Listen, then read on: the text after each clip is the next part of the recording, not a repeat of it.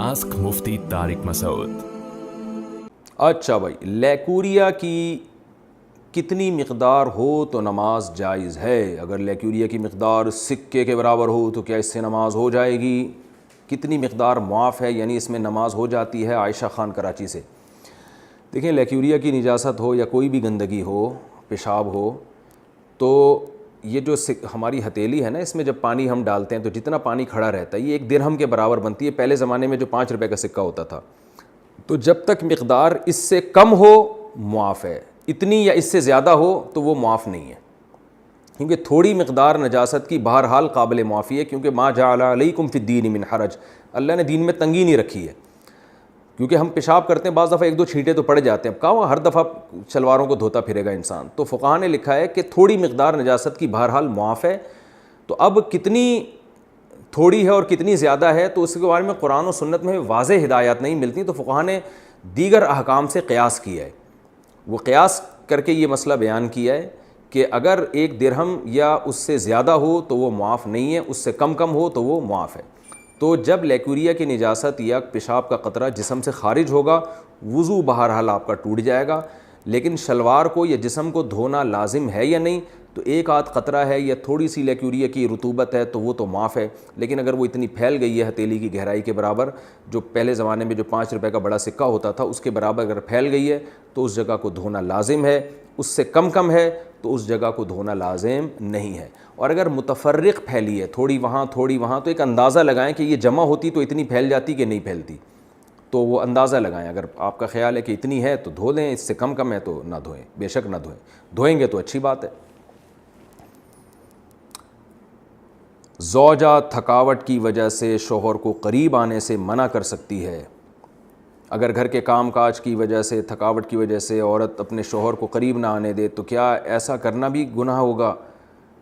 یہ مسئلہ اگرچہ حیا کے خلاف ہے، اور میں خاتون کا نام بھی اناؤنس نہیں کرنا چاہ رہا جنہوں نے پوچھا ہے، تو حیا کے خلاف ہے مسئلہ، لیکن یہ بہت زیادہ پوچھا جاتا ہے اور اس میں بہت سارے گھرانے مبتلا ہیں، اس لیے میں بیان کر رہا ہوں۔ اور حدیث میں اس میں بہت واضح احکام ملتے ہیں۔ آپ صلی اللہ علیہ وسلم نے فرمایا، جو عورت شوہر کو قریب نہ آنے دے اور شوہر اس کی وجہ سے ناراض ہو کے سو جائے تو اس عورت پر پوری رات فرشتے لعنت کرتے ہیں۔ بہت شدید وعید ہے۔ وجہ اس کی ظاہر ہے کہ اللہ نے مرد میں یہ سیکشول ڈیزائرز بہت زیادہ رکھی ہیں۔ اگر عورت اپنے شوہر کا اس معاملے میں ساتھ نہیں دے گی تو مرد کے قدم جائیں گے گناہوں کی طرف۔ وہ دفتر میں لڑکیوں کو دیکھے گا، وہ ٹھرکی بنے گا، جو کہ بن رہے ہیں آج کل۔ تو عورت پر لازم ہے کہ وہ زینت اختیار کرے اور مرد کو کسی اور کے پاس جانے کے قابل نہ چھوڑے وہ، تاکہ مرد بھی اس سے محبت کرے اور وہ ادھر ادھر جو منہ مار رہا ہے اس سے بچے۔ دیکھیں، یورپ میں تو اس کو جرم سمجھا جاتا ہے کہ بیوی کی پرمیشن کے بغیر شوہر اس کے پاس چلا جائے، وہ جرم سمجھتے ہیں۔ وجہ اس کی ہے کہ ان کے ہاں بے حیائی کو اتنا بڑا جرم ہی نہیں ہے۔ وہ اگر مرد کل دن میں کسی اور کے پاس چلا جائے تو وہ اس کو اتنا سیریس نہیں لیتے۔ اسلام میں تو یہ بہت بڑا جرم ہے کہ آپ کے لیے اللہ نے جس زوجہ کو بنایا، آپ اس کے علاوہ کسی اور کے پاس کیوں جا رہے ہیں؟ تو یہ حکمت اس وقت تک حاصل نہیں ہو سکتی جب کہ عورت اس میں اپنے مفاد پر شوہر کے مفاد اور شریعت کے مفاد کو ترجیح نہ دے۔ تو جب تک عورت کو کوئی بیماری نہ ہو، ہاں بیماری ہے تو ایک الگ بات ہے، عورت اگر بیمار نہ ہو تو اس کے لیے جائز نہیں ہے کہ وہ اپنے شوہر کو اپنے قریب آنے سے روک دے۔ تو اصل مسئلہ تو یہی ہے۔ لیکن شوہر کو بھی بہرحال یہ چاہیے کہ اگر اس پہ بہت زیادہ غلبہ نہیں ہے اور اسے گناہ کا خطرہ نہیں ہے اور وہ یہ سمجھ رہا ہے کہ زوجہ کام کاج کی وجہ سے بہت زیادہ تھک گئی ہے، اس کی نیند میں بہت خرابی ہوگی، تو شوہر کے لیے بہرحال اخلاقیات کا تقاضا یہ ہے کہ کہیں بھاگی نہیں جا رہی ہے، زندگی بھر آپ کے ساتھ ہی ہے، تو تھوڑا سا اپنی خواہش کو آپ کنٹرول کر لیں۔ اخلاقیات کا تقاضا ہے۔ قانون تو ایسے موقع پہ شوہر کا ساتھ دے گا، اسلامی قانون عورت کو برا کہے گا، لیکن اخلاقیات بھی کوئی چیز ہوتی ہیں، بھئی آج کے بجائے صبر کر لو تو اور اپنے آپ کو کنٹرول کر لو۔ تو کبھی کبھار اگر ایسا ہوتا ہے تو شوہر کو چاہیے کہ وہ اخلاقیات کا مظاہرہ کرے اور بیوی کو مجبور نہ کرے، لیکن بہرحال قانون یہی ہے کہ عورت کے لیے اپنے آپ کو روکنا جائز نہیں ہے، کیونکہ اس میں عورت کا کوئی خاص نقصان بھی نہیں ہوتا، انرجی تو مرد کی یوٹیلائز ہوتی ہے بہت زیادہ، تو عورت جس کا زیادہ نقصان نہیں ہو رہا اور مرد جس کا بیڑا غرق ہونے کا خطرہ ہے، اس کی نیند خراب ہو سکتی ہے رات کی اور پھر اگلے دن اس کو گناہ کا خطرہ ہے۔ جب انسان کی ڈیزائرز پوری نہیں ہوتی وہ تو بعض دفعہ درندہ بن جاتا ہے۔ یہ جو آج کل اتنے واقعات ہو رہے ہیں ریپ کے اور جو قتل کے واقعات ہو رہے ہیں اور یہ جو بدماشیاں پھیل رہی ہیں، یہ زیادہ تر انہی لوگوں کی ہے جن کی یہ حلال طریقے سے خواہش پوری نہیں ہو رہی، اور وہ مطمئن نہیں ہو پا رہے تو وہ پھر اس طرح کی حرام کاریوں کی طرف جاتے ہیں. تو اس لیے شریعت نے بہرحال حکم دیا ہے کہ اس معاملے میں عورت شوہر کا ساتھ دے. عورت جان بوجھ کر شادی نہ کرے تو کیا گنہگار ہوگی. میری 2 جگہ طلاق ہوئی ہے اور میری ایک بیٹی ہے. ابھی میں شادی نہیں کرنا چاہتی. میں بیمار بھی رہتی ہوں. تو اگر میں شادی نہیں کروں تو کیا مجھے گناہ ہوگا؟ دیکھیے آپ شادی نہ کریں تو کوئی گناہ نہیں ہے. کوئی شادی فرض واجب نہیں ہے. آپ کا اگر موڈ نہیں ہے تو نہ کریں شادی آپ.